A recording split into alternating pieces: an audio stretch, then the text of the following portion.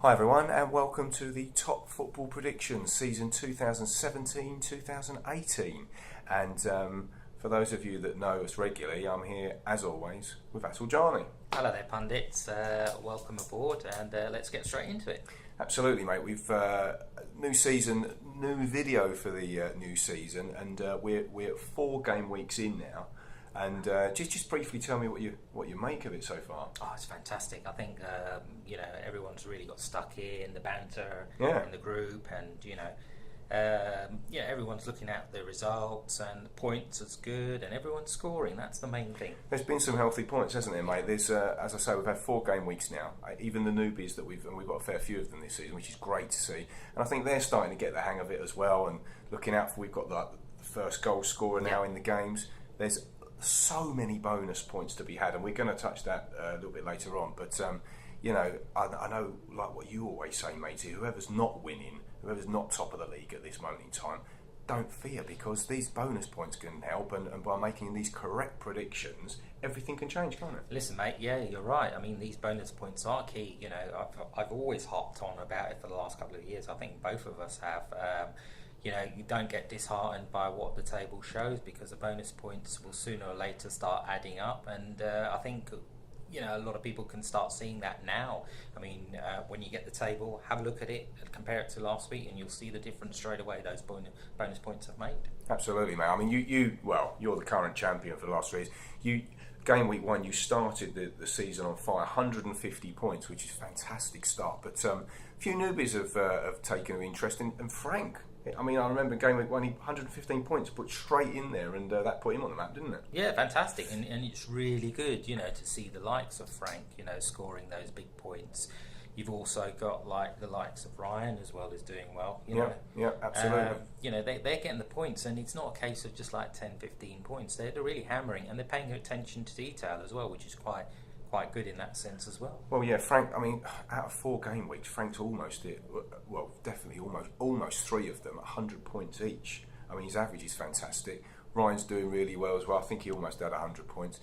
Martin's just scored over 100 as well, game week winner. But there's been some really good value performances. Not least mine is a bit questionable at the moment. Listen, mate, it's a long way to go, and I don't know what's going on. The table can change. So I wouldn't be disheartened by it. I always give that example of Gavin last year. Do you remember?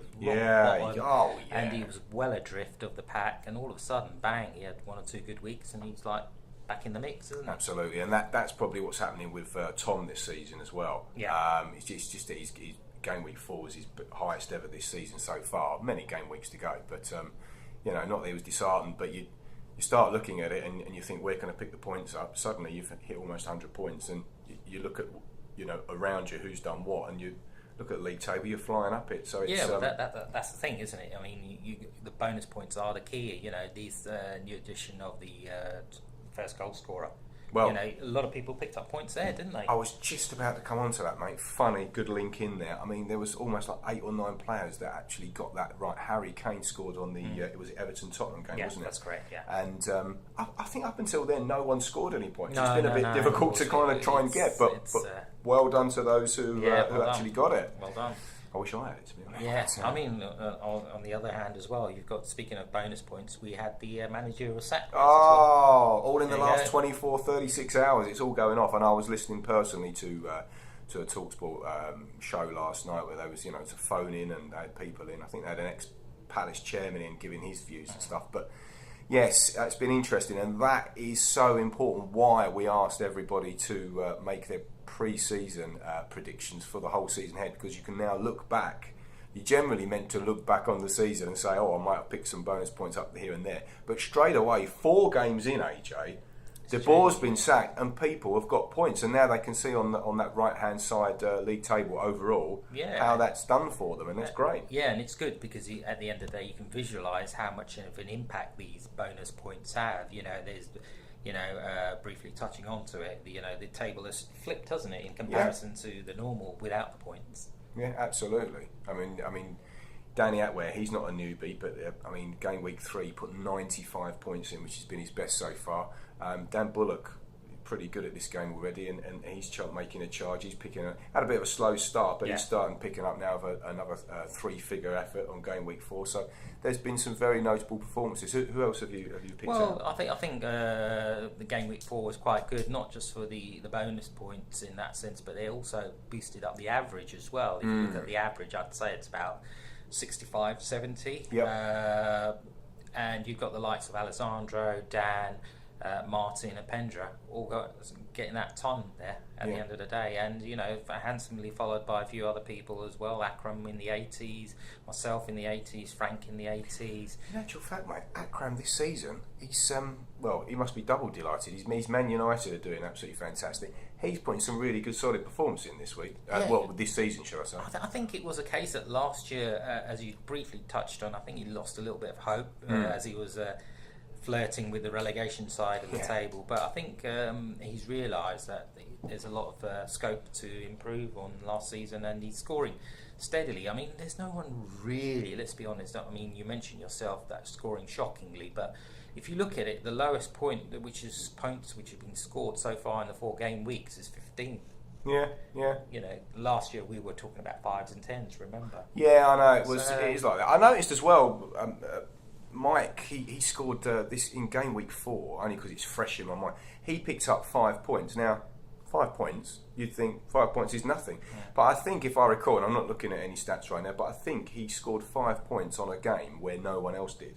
And I'm not saying they're most valuable points, but that's what that is really key of getting this game, isn't it? It's picking up points, but yet picking up points when others aren't. Yeah. And that is if you do that over time. Yeah, it's up. It certainly does. I mean, if you think of 5 points over like 30 odd weeks, that adds up at the end of the day. Absolutely, mate. And already you were mentioning about bonus points. Now, already Harry Kane, although he did get points on the board for some people for the first goal scorer, he traditionally doesn't really score in August, but some people, I think, like myself, have chosen him over the season to be the top goal scorer. But you've got predominantly his name and Lukaku, and they're both scoring already now. So that's going to be interesting to watch how that pans out. Yeah, it's going to be interesting. Where are those bonus points going to go? It's interesting, and on a selfish level as well, I put Jesus as my goal scorer and PFA player, and let's be honest, he's really gotten in there, and he's really starting to feel comfortable at home. Well, he looked brilliant last season, but then he got injured. I mean, and then you've got Morata as well, but I don't think a lot of people chose Morata. Don't think they did, but I think he'll come good over the season, to be honest, with time. But it's interesting. So everyone's got an eye out on their interests. Who's going to be sacked next? Yeah, for sure. Who's going to win? Who's going to be relegated? Those type of things will come towards the end of the season, the business end of the season. Yeah. But in the meantime, also the red cards. Oh, that is absolute. It's about 10 already. Yeah, I think it's going to surpass everyone's. I went really low this year. Last year I wish I could refresh mine, but yeah. Well, there you go. Now, a couple of things I wanted to touch base on. People, most players, we've just touched on their performances, and some the newbies and existing players doing really well this season. But this game week, although players are getting there on time, getting their predictions in, it starts early, doesn't it, mate? Yes, it does, and it's the South Coast Derby, which is on Friday. That unfortunately we're not party to, but we'll leave it to the likes of Bournemouth and is it Bournemouth Brighton or Bournemouth Southampton? There's so many South Coast teams floating around. Absolutely, but basically, just remind yourselves what we're saying here is the first game. You don't have to predict all your games by the Friday. You can still do them on the Saturday, but don't miss out on that Friday game, the Bournemouth game. You've got to get your absolutely. And it's quite an interesting one in that sense as well, because Eddie Howe's will be under pressure. Let's just we've seen how ruthless Crystal Palace have been, and it's all about points, and they've had 0 points, hasn't it, so far? So, incredible, considering De Boer's gone, but although Palace haven't even scored a goal. But it's the Bournemouth Brighton game. That's the first one. Yeah, we've also got the hot shot game being Palace Southampton. Now, that's great with the foresight of De Boer going. That's really topical at the moment. And it's not just that, but you sense that Southampton are managers under pressure as well. So it's an interesting one. Indeed. And also the first goal scorer game now is for game week 5 is Newcastle Stoke. That's a really good one. I mean, this is the good thing about this first goal scorer, because let's be honest, no one really is clued up with who the main goal scorers are. And it's not always the striker, is it? No, and that's the thing. It will get all us pundits studying the actual squads. Yeah, absolutely. Really good. But you've got blockbuster Sunday, avid interest for me. Chelsea Arsenal, Super 6 game, double points at risk. Who knows what's going to happen there? But I just wanted you to quickly, briefly tell especially for the newbies, about the Predictions Cup, because in 2 game weeks' time we're making the draw for the Predictions Cup this season, aren't we? Yes, indeed, and it's a really exciting competition, which is cleverly run in conjunction with the actual predictions itself. No extra work is required from you guys. It's just all legwork done by us. And we'll be planning, doing a draw. We will aim to get it televised, broadcasting rights permitting, and to which then there will be groups. Everyone will be placed in groups, and you will have visibility of it. And what will basically happen is that you do nothing else extra apart from just putting your predictions in, and it will sort of like culminate into matches, to which we'll have a sub-league as well for each of those groups, and then thereafterwards progression will naturally happen, whether you get knocked out or whatever the case is, into the next round. Absolutely, and that draw will take place on game week 6, and we'll get the video out for you guys. We'll put it in the WhatsApp group so you can see what group you're in, whether it's A, B or C, whatever. And it's great as well. Listen, mate, it Oh, creates yeah. so much banter, doesn't it? Well, it does, and I think last year, you battles. I think you battered me, unfortunately. Yeah. But the upshot of all of this is, though, there is a cash prize for being the Predictions Cup winner, but also there's points that go along with it, and I think the winner gets 100 points, the Predictions Cup winner.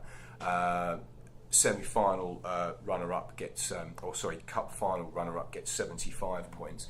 A semi-final, what was the points for the semi-final loser, mate? 40 points. 40 points, yeah, and a quarter-finalist loser is 20 points. So whilst you might not hit the top cash prize for being the overall winner of the Predictions Cup, and that title currently is with Gary. That's correct. In his debutant year last year. There's points along the way. So there is loads to play for.